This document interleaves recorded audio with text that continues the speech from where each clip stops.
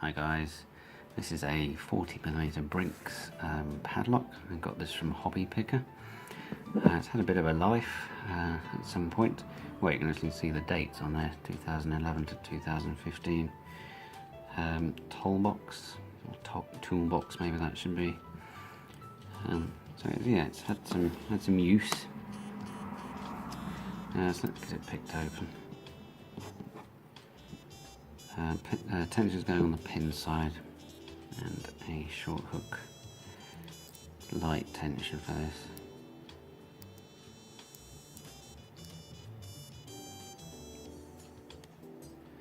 Pin 2, pin 1,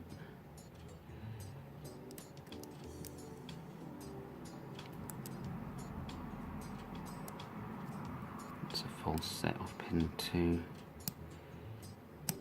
bit of counter rotation on pin 3, there it is picked open. No key for this, but I'm pretty sure it is a 4-pin lock.